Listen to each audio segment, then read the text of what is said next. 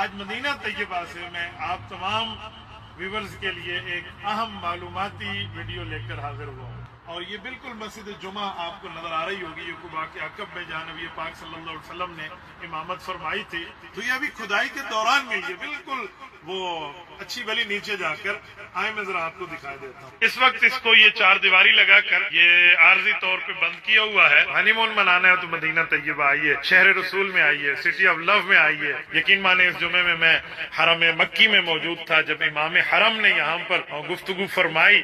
السلام علیکم ورحمۃ اللہ وبرکاتہ۔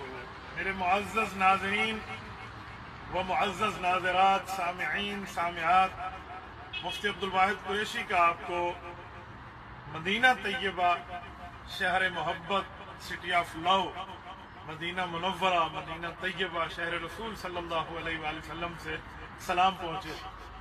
آج 29